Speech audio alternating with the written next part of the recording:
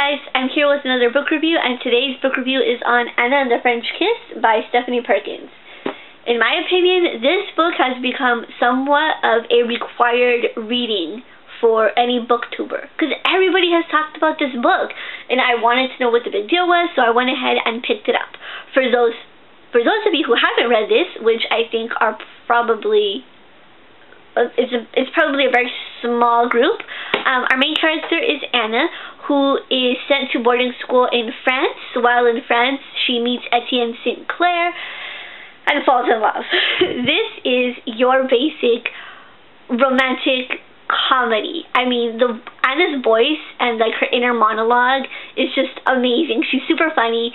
She's super like kind of witty and quirky in a way that you can totally relate to her, and you can totally like imagine yourself as being her, and you're like, oh, well, that could be me. I could be in France falling in love with a boy with a British accent. Yeah, Sinclair has a British accent, which I was like, oh my gosh, because I'm a person who loves a good British accent. Like, I can just listen to British people talk all day. It's just, I love it.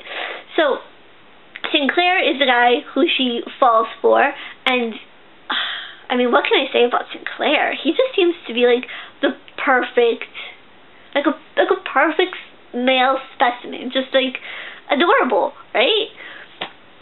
I mean, the entire book itself is adorable. It's sweet, it's funny, it's just a fun, fluffy, girly read, and I can see why. Now that I've read it, I can totally see why everybody loves it and everybody raves about it, and why it has such like high stars and stuff. It's just a fun, it's a good read. It's a good like weekend read. I think some people would call this like a good summer read because it is so like light. But I would just say it's just a good read in general. I think anybody could have a really good time just sitting down and picking this up, and they'd fall in love. I mean, come on, it's great.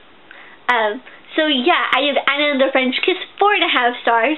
The only reason I couldn't give it the full 5 stars is because there are some parts in the book that frustrated me with Anna's decision making and her lack of being like honest and speaking up.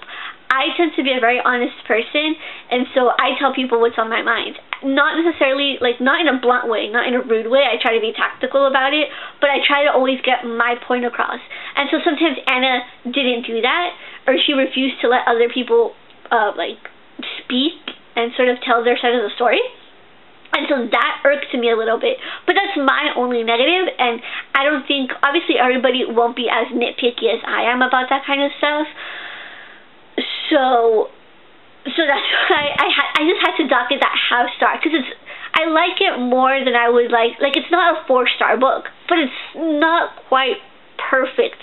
Like, it's not quite that perfect thing.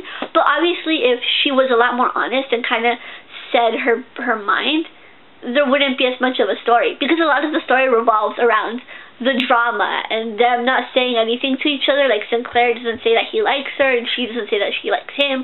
So if they had just talked to each other, obviously there wouldn't be any drama, and obviously there wouldn't be any, like, it wouldn't be a long story. It'd be a short story, and it would be like kind of like, well, that sucks.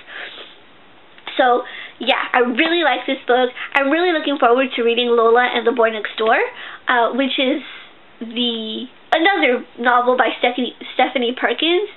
Although I think Anna and St. Clair may be featured in it, because I know it takes place in San Francisco. And at the end of the book, we find out that they're going to go to San Francisco.